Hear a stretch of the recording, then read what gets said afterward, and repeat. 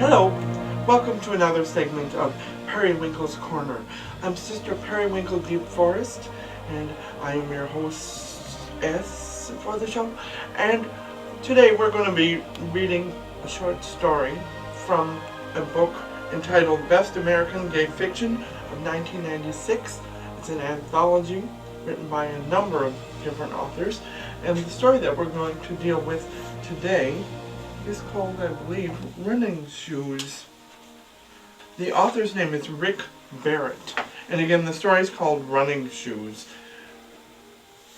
I am a man who, having failed at business, marriage, and fatherhood, lives in a mobile home with myself and my second and final wife, my Helen. She will stay, I know, because of time and because of Todd, my son, who is gone. I am clumsy with speech. Spoken words make me nervous, cautious. People expect them to make sense, to carry truth. When I speak, I am startled by the chasm between what I think and the words that fumble from me. What I have written in my life have been letters either composed on a computer and printed out in tiny ink dots, or earlier, before the technology, drawn with red felt pens that rode along the edge of a ruler. This way the letters on the page would come out straight as soldiers with flat, aborted bottoms, standing squarely against a blue line and always on a legal pad. Near the end, when writing Todd, I'd slide the ruler aside, compose the letters in my own hand, and sign them Love, Dad, in a crooked red streak. I became an adult when my own father chased me from the garage with an axe. I ran into the Air Force. Korea was on. It was 1952. I was 18. The armed forces seemed a safer place. Posters vivid with camaraderie and patriotism, promises of home loans and tuition, clear and sanctioned enemies. Then there was college and the bank. I became a CPA and spent my days in front of the ledgers, bowing my head to yellow fields of gray penciled numbers, able to add tall columns of figures at a running glance. This was never math to me. It was sense, balance, order, none of which would ever make sense to Todd. He dodged math in school the way he did physical education, inventing ailments and excuses, forging notes in his mother's hand. I see these now not as signs of his weakness, but as the start of his strength. I could make sense of life by balancing numbers, I thought, everything coming out even in the end. No deaths, no credits. He knew better, beyond much of this, even as a boy. Watching men chase balls up and down a field or back and forth across a court also made sense of life to me. These games were, though are no longer, things I could love dearly and yet not dearly enough to fear or suffer their loss. Losing these games, I watched other men play hurt me little. The thrill of seeing them won was short and shallow as well, beginning with whoops in an empty room, fists pounding through the cigar smoke over my chair, ending with me brooding over the bottom of a bourbon. On sports, like math, Todd drew only a blank, which meant there was no plane on which ourselves overlapped. He would stare at my TV, it full of a game, and by his very silence say, "What?"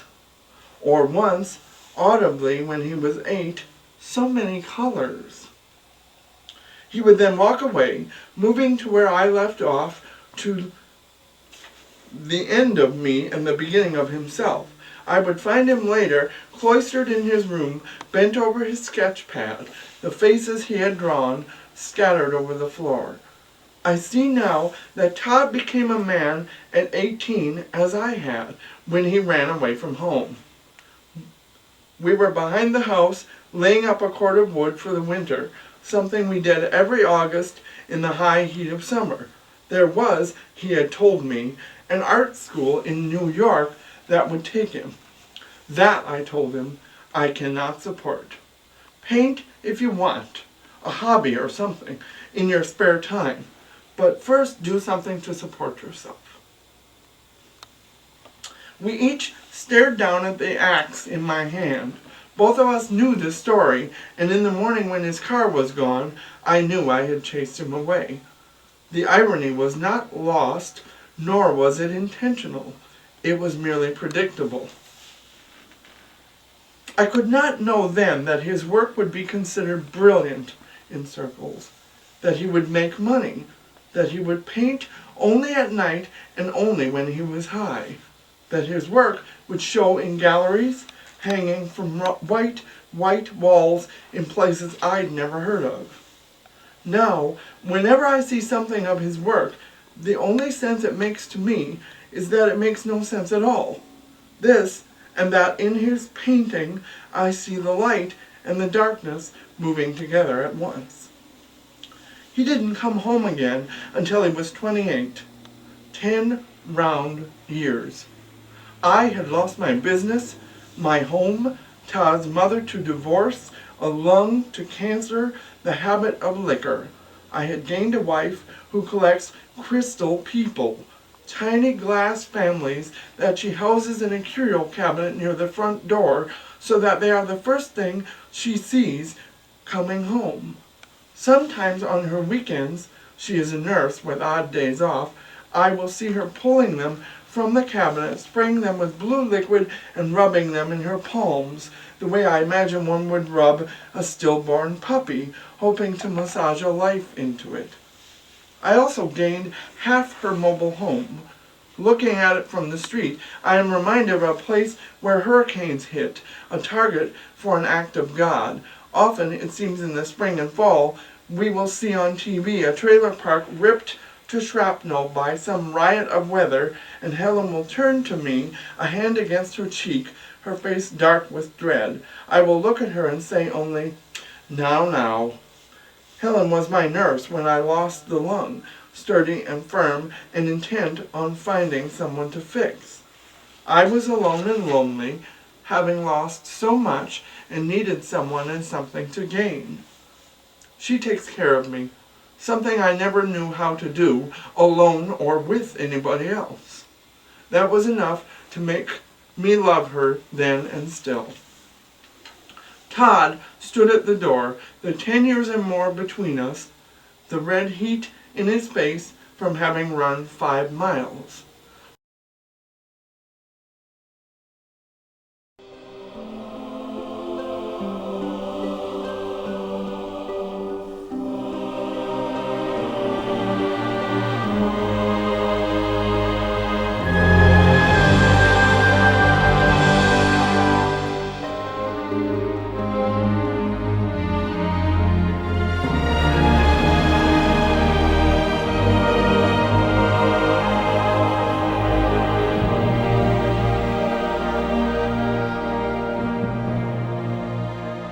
I had no idea who he was.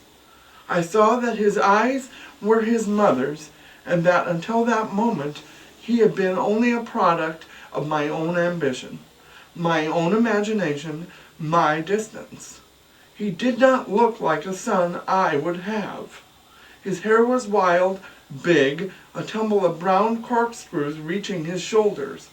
He had driven here 2,000 miles, following a message I had left on his phone machine. I guess it's been 10 years. I have a new wife. This is your father. Not new anymore. 2 years November. Maybe you would think about coming for Christmas?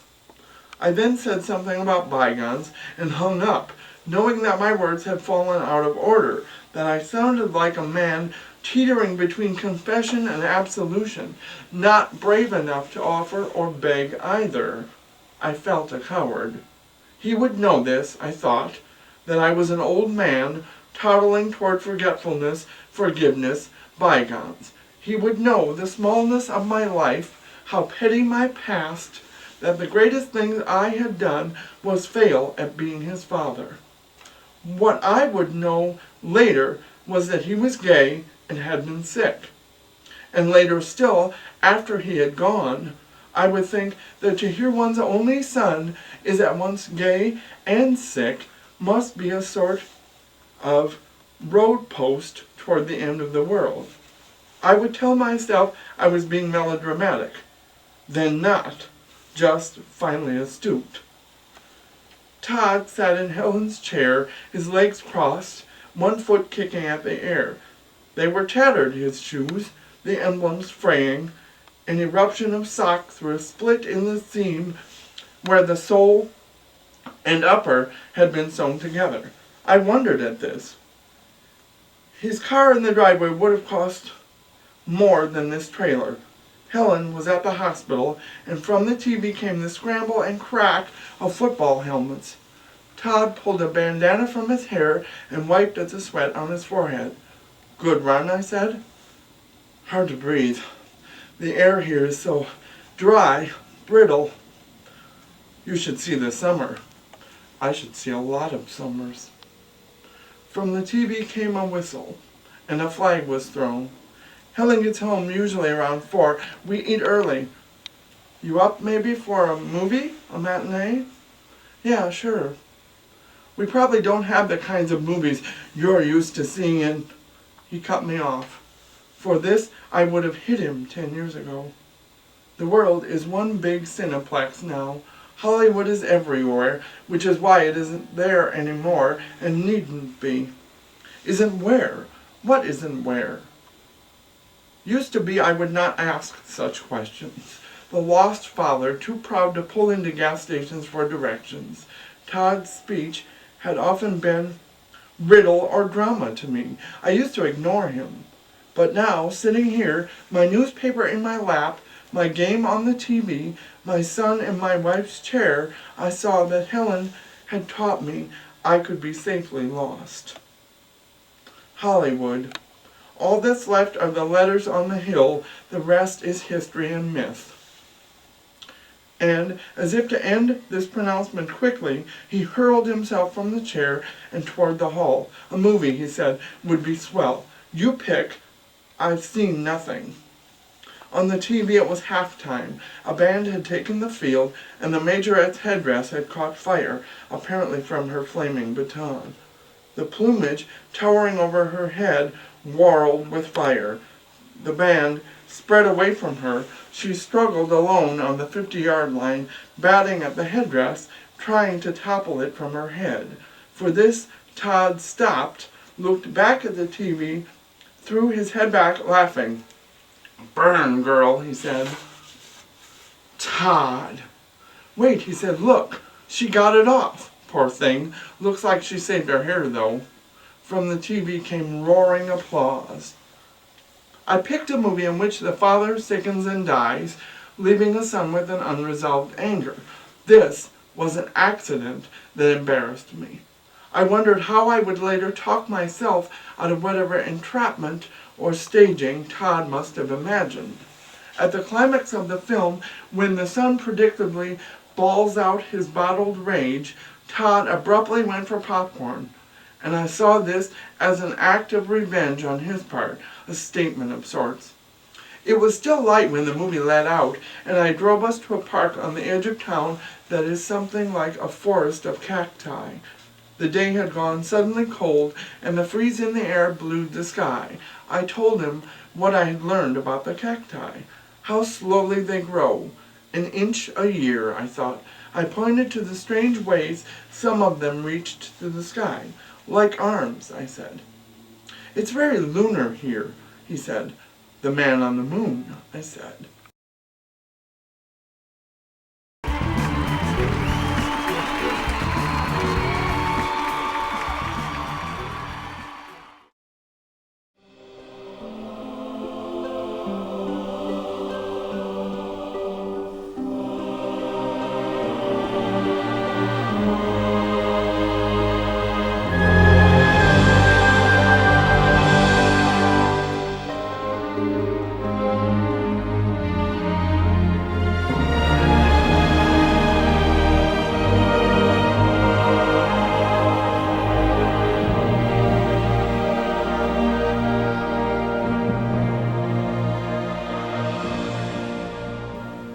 was sick last year, Dad.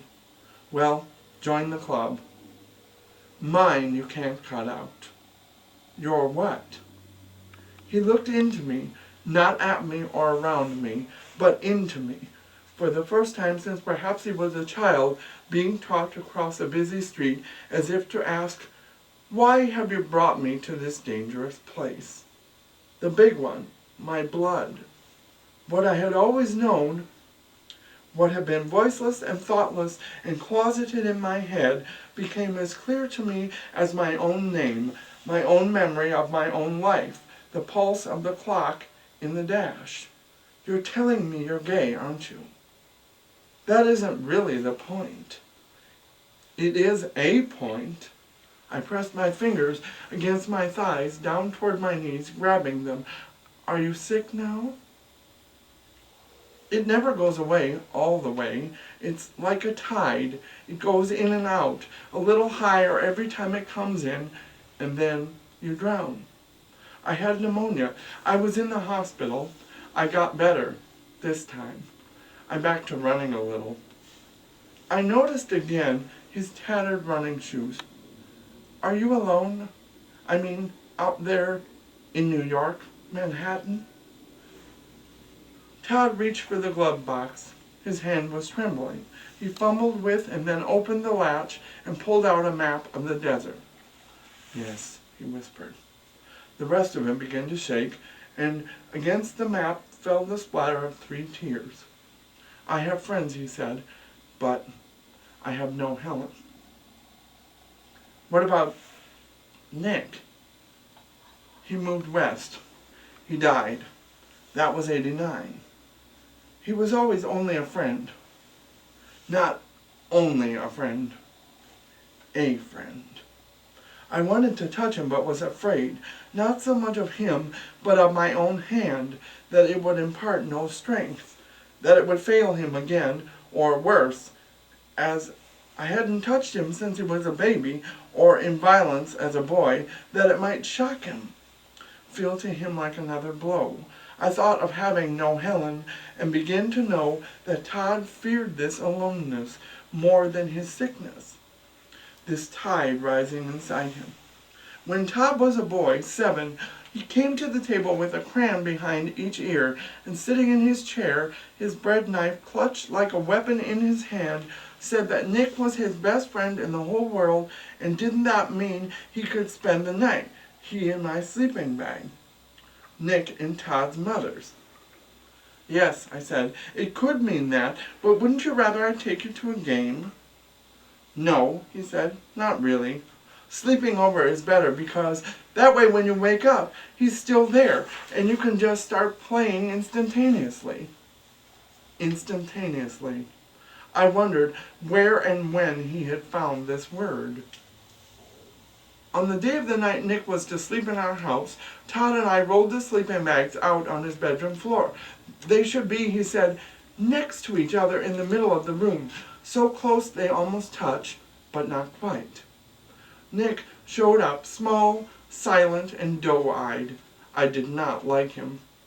He was shy and scared, prone with Todd to fits of giggling, which I would abruptly end when I entered Todd's room.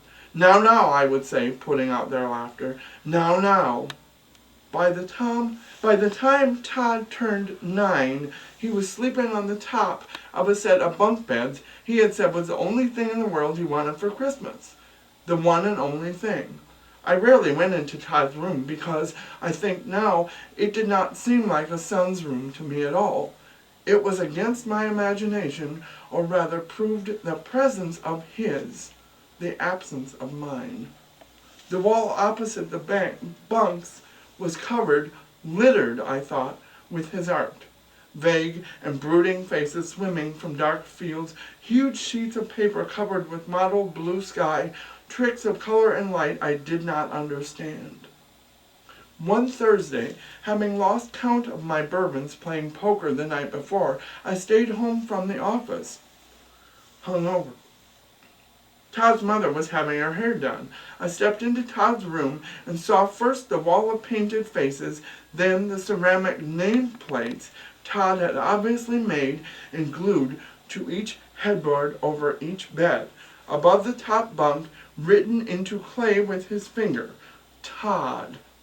And another above the bottom bunk, reading Nick. There was a lurch in my stomach, a rush of saliva in my mouth, and I did not quite make it to the toilet in time. When Todd came to dinner that night, I told him he must remove the plaques and promise never to glue anything to furniture again. We paid good money, I said. When he protested, I slapped him hard and once across the face. His mother looked away. Todd stared into my eyes, his tears defiant and silent, so silent they robbed all sound from the room, and I left the table, going early and hungry to bed. 2 days later, Saturday, opening the door to Todd's room, I saw that the plaques were still on the bunks. Todd, sitting in the window and staring up the street into a rain that would later flood the state, turned to me, his face wet with the same defiant, silent tears.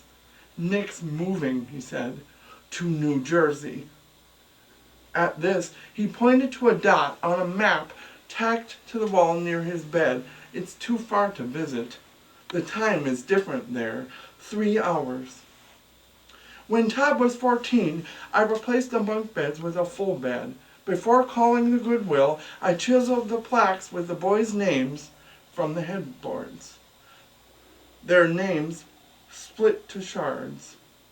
I helped the men load the bunks into an empty trunk, apologizing for the inexplicable scars on the wood, shaking my head and saying, "Boys, boys." At first, sitting in the car surrounded by cacti, mountain, and failing light, and still days later surrounded by the Sunday paper, I did not know what to ask him or what to say. I knew only that he had been sick, had friends, but in a way that frightened him, was alone. Helen followed Todd, who carried her boxed Christmas tree from the storage shed into the living room. While they assembled her tree, I shuttled from game to game on the TV, from section to section in the paper. The inky green limbs rustled like skirts as Todd pulled them from a huge cardboard box and presented them to Helen, who screwed them into a thick dowel trunk. "They're like bottle cleaners," Todd said. "Like what?" Todd reached a tree limb toward Helen. "Bottle cleaners, you know, those brushes you use to wash bottles with."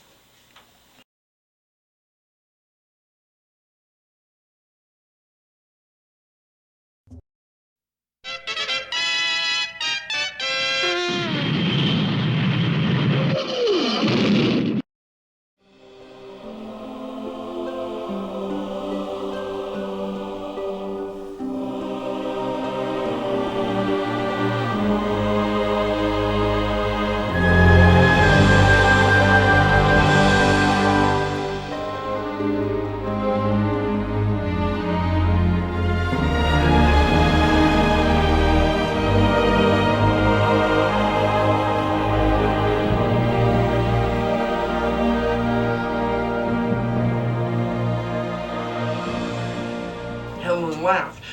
Yes, just like for baby bottles." "Bingo," Todd said. Helen twisted a limb into the pocked painted wood. Todd must have dragged his hand against a screw as he drew another limb from the box, because he winced and his hand came out bleeding. Helen, the nurse, reached for the wound. "Don't," I said,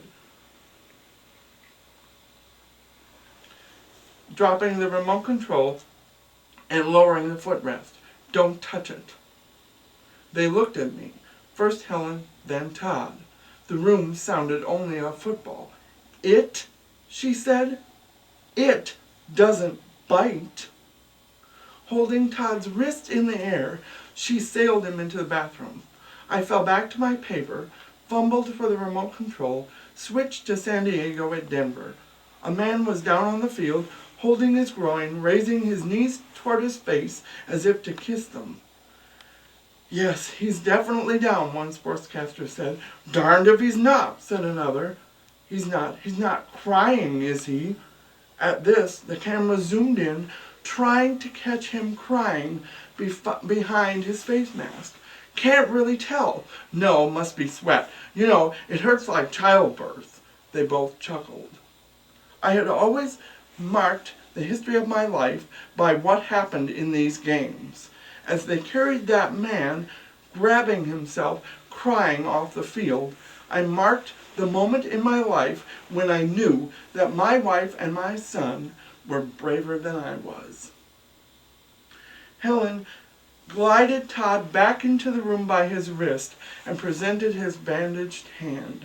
He's fixed, she said to me, and to him, now you screw, I'll pluck. After dinner, Todd said he needed to use the phone. A few minutes later, I heard his voice through the thinly paneled walls and over the noise of the TV. Helen was in the kitchen with dishes. I lowered the volume on the set and listened for Todd. Nothing. Absolutely nothing. Well, a little, I guess. A cactus, a tumbleweed. Very Georgia O'Keeffe. No, none of that. At this he laughed and began whispering. I lowered the TV further, moved to a chair nearer the wall between us. I swear to God, like the moon. Some sort of lunar substation. Very lost in space. Yes. Okay, so get a visual on this. No, nothing. Nothing is real. Yes, the tree too. What is Monsanto? Wait, I'll check. Yes, even the bedspreads. However, it's fire retardant. Yes, retardant. At this I heard the rollicking, romping roll of his laughter, a laugh I had not heard in 15 years, since he was 13, and I had barged into his bedroom, pulled the phone from his hand, said, "You are being a girl," and hung it up. At 28, my son was in the spare bedroom of my petroleum byproduct house, giggling like a girl, and imagining, I guessed, that I did not realize the fabrication of my own life, that I had failed at so much. That he found any of this, or even me, funny, bothered me little. What did bother me was this. How could he laugh so wildly, yet be more lonely than I, more dying than I? Helen and I rarely laughed together, though she would alone at the TV or on the phone with a friend like Todd. My laughter, she said, sounded like a car that wouldn't turn over, a motor with a dead battery. I heard Todd hang up the phone, and a moment later he was standing in the doorway yawning. Where on earth did you learn to laugh like that? You heard? Only you laughing. From Mom, I guess. Yes, laughing. That would be a mom part. When I woke up the next morning, Helen had already gone, and the notion of filling up a day for and with Todd frightened me. It was as if one day, with my son in it, represented an expanse of land and sky that I could neither walk nor see across. I could think only of meals, of where to get ourselves fed, or of movies, of where to sit in a dark cave facing the pulse of a screen. I heard the aluminum door slam against its jamb, and sitting up in bed, saw through the frosted window Todd in his running gear cutting through the gravel drive in his tattered shoes. Then I saw him running toward the road, long, loping, deliberate strides, his hands in gloves. I don't move quickly then or now, but on that morning I came close to leaping from my bed and running for the room where Todd had slept. He had brought, in addition to his running shoes, 2 other pairs. Black boots with heavy buckles and a pair of rubber sandals. Both were size 11, 11D. I dressed as quickly as I could and was out of the trailer and the park before Todd came home.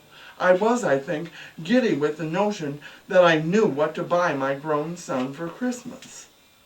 They were the most colorful, highly technical, expensive shoes I had ever bought or seen. The logos on the shoes reminded me of Mercury's wings, and I thought of Todd in these shoes running. In the 3 days before Christmas, I bought him books on running, running shorts, shirts, a journal. I bought him a book of runner's recipes. Running became the one thing I knew about him that was safe to ask. A thing for which doing homework brought no fear. He ran when the weather was not too bad, and on days he felt strong, days he felt his wind would not fail him. He ran around a reservoir, a battery, and a village, all in Manhattan. He had been in Vermont for October and had run through rains of falling leaves, a thing he had returned to New York to paint. The motion of falling leaves, you and light passing through them, he said.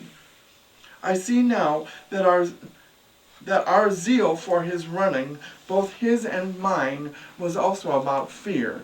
I feared Todd would stop running because he could run no longer, because he had fallen sick again, too sick to run. And Todd, I imagine, feared the same.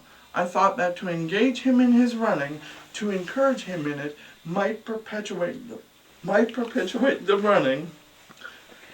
I would be able to divine, perhaps because I am his father, no matter that I was inept or absent much of his life, Todd's reaction to my gift the moment the lid came off the box.